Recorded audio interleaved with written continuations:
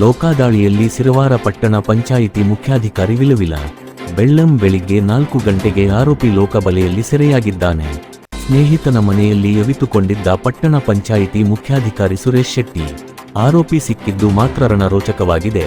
ಸಿರವಾರ ಪಟ್ಟಣ ಪಂಚಾಯಿತಿ ವ್ಯಾಪ್ತಿಯಲ್ಲಿ 34 ಉತ್ತಾರ ನೀಡುವುದಕ್ಕೆ 2 ಲಕ್ಷ ಡಿಮ್ಯಾಂಡ್ ಮಾಡಿದ್ದು ತಿಳಿದು ಬಂದಿದೆ. ಮಧ್ಯಾಹ್ನ 1 ಗಂಟೆಗೆ 1 ಲಕ್ಷ ಹಣವನ್ನ ಪಡೆದುಕೊಂಡು ಶರವೇಗದಲ್ಲಿ ಕವಿತಾಳ ಪಟ್ಟಣದ ಕಡೆ ಧಾವಿದ್ದಾನೆ. ಲೋಕ ಪೊಲೀಸರು ದ್ವಿಚಕ್ರ ವಾಹನದಲ್ಲಿ ಚೆಸ್ ಮಾಡಿದ್ರು ಸಹ ಸಿಗಲಿಲ್ಲ. ರಾತ್ರಿಯೆಲ್ಲ ಶೋಧ ನಡೆಸಿದ್ರು ಪತ್ತೆಯಾಗಿಲ್ಲ.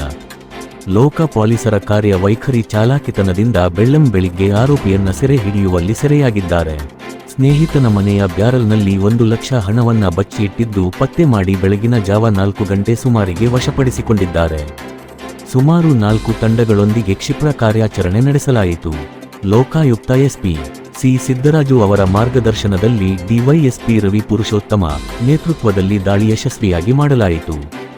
ನಕ್ಷತ್ರ ಚಿಹ್ನೆ ಲೋಕ ಪೊಲೀಸ್ ಸಿಬ್ಬಂದಿಗಳಾದ ಗೋಪಾಲ್ ಪವಾರ್, ಏಕಾಂಬರನಾಥ, ವಿಜಯಕುಮಾರ್, ಶಿವರಾಮ್ ಸ್ವಾಮಿ, ಗೋಪಾಲ್ ಶರಣಬಸವ, ಬಸ್ಸಯ್ಯ ಅಮರೇಶ, ಅಶೋಕ ಬಸವರಾಜ್, ರವಿಕುಮಾರ್, ಶರೀಫ್ ಕಾರ್ಯಾಚರಣೆಯಲ್ಲಿ ಭಾಗಿಯಾಗಿದ್ದಾರೆ. ವರದಿ ಶಂಕರ ಪವಾರ್.